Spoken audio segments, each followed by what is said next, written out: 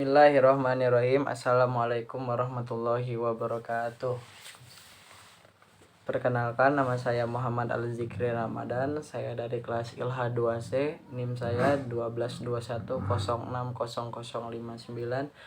Dan pada kesempatan kali ini saya akan mengerjakan tugas saya atau melaksanakan tugas saya, yaitu menjelaskan tentang sejarah perkembangan hadis di berbagai negara ataupun kota, dan saya memilihnya di negara Indonesia. Nah, baik, langsung saja. Jadi kajian hadis pertama kali ditemukan di Indonesia itu terdapat pada abad 17 dan dibuktikan dengan ditulisnya kitab-kitab oleh Nuruddin Ar-Raniri dan juga Abdul Rauf As-Singkili.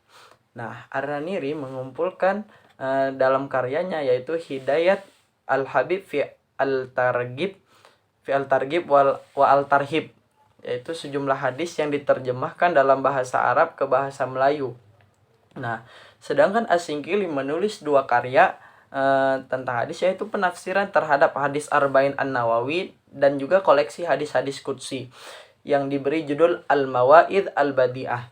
Nah, As-Singkili juga menjadikan syarah kitab Muslim karya An-Nawawi tersebut sebagai salah satu rujukan penting dalam menyusun kitab-kitab fikih, yaitu yang berjudul Mir'atut Tullab.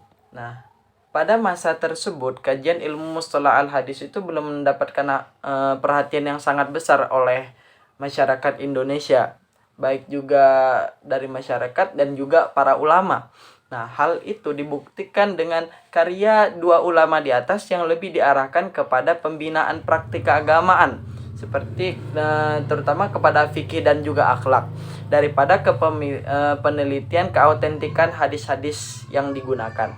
Nah, dan juga pada pertengahan abad ke-17, Nuruddin Ar-Raniri dan Abdul Rauf As-Singkili serta Al-Maqasari melakukan pembaharuan dan juga pemurnian terhadap Islam.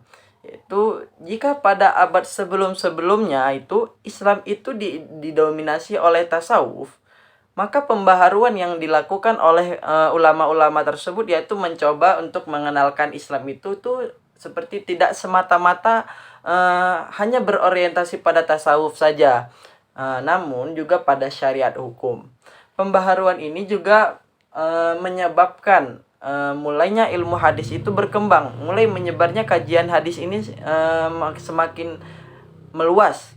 Nah, selain itu pada abad ke-19 mulailah muncul beberapa ulama-ulama baru, yaitu Kiai Ahmad Rifai, dan juga ada Syekh Nawawi Al-Bantani, dan juga Ahmad Khatib Al-Minangkabawi, dan juga Syekh Mahfudz At-Tarmasi. Nah, di antara para ulama tersebut yang lebih banyak yang mendalami ilmu hadis ialah Syekh Mahfudz At-Tarmasi. Beliau itu juga merupakan satu-satunya ulama yang mendalami ilmu hadis sampai mendapatkan ijazah sanad yang kemudian dilanjutkan oleh muridnya, yaitu Kiai Haji Hashim Asy'ari, yaitu pendiri dari PBNU. Nah, melalui Kiai Haji Hashim Asy'ari inilah kajian hadis mendapat tempat yang sangat subur, tempat berkembang yang layak, dan juga setelah mendapatkan ijazah atau restu dari gurunya atas kelayakan dalam mengajarkan ilmu hadis tersebut, beliau melakukan pengajaran hadis di pesantren miliknya, yaitu pesantren Tebu Ireng. Nah, berkat pengajaran tersebut, kajian hadis semakin banyak berkembang hari demi hari. Nah, bukti ketekunan pengajaran ilmu hadis tersebut dapat kita lihat dalam salah satu karangan dari Kiai Haji Hashim Asy'ari, yaitu Risalah Ahlu Al-Sunnah wal Al-Jamaah, yang sangat kental dengan hadisnya. Nah, dan juga pada pertengahan abad 20, hadis sudah mendapat perhatian yang sangat besar oleh masyarakat dan juga para ulama di Indonesia, ditandai dengan adanya mulainya pemeriksaan terhadap sanad dan juga matan dari suatu hadis, agar kita mengetahui mana hadis yang diterima dan juga hadis yang tertolak. Nah, awalnya para ulama Indonesia ini hanya membaca dan mengajarkan kitab-kitab hadis tanpa mengadakan pengkajian dan pemeriksaan terhadap kesohihan baik sanad dan juga matannya. Nah, mereka menganggap bahwa hasil ijtihad para ulama terdahulu itu udah bagus, udah cocok dan tidak perlu diijtihadkan lagi. Namun memang sudah seharusnya, ternyata masih harus ada perbaikan-perbaikan. Nah, dan juga kemudian mulailah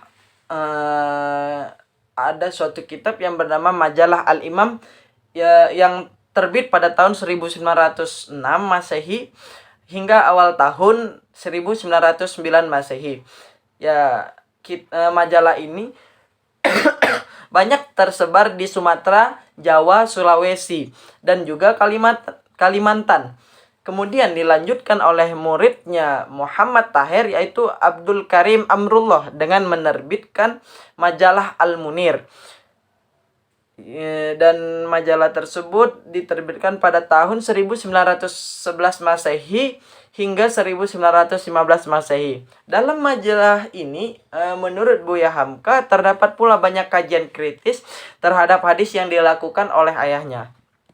Nah, akhir abad ke-20 ini dapat ditemukan bahwa kajian ilmu hadis di Indonesia mulai beredar di masyarakat, seperti antara lain adalah ikhtisar ilmu mustalah hadis, sejarah dan pengantar ilmu mustalah hadis, bahkan ilmu ma'ani hadis.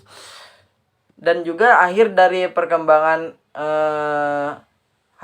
hadis ini adalah setelah kemerdekaan Indonesia itu pada tahun 1945.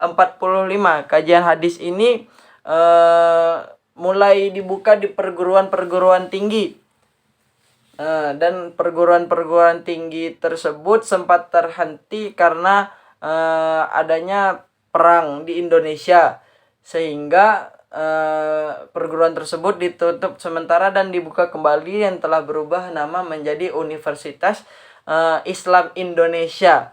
Dan setelah itu mulailah berkembang lagi banyaknya perguruan-perguruan tinggi Islam yang membuka kajian-kajian ilmu hadis. Mungkin cukup sekian dari saya, lebih dan kurangnya saya mohon maaf. Yang benar itu datangnya dari Allah, dan yang salah itu memang kesalahan saya sendiri. Terima kasih banyak kepada ibu yang telah membimbing kami, yang membimbing saya dan juga teman-teman saya. Mohon maaf lahir dan batin. Cukup sekian dari saya. Wabillahi taufiq wal hidayah. Wassalamualaikum warahmatullahi wabarakatuh.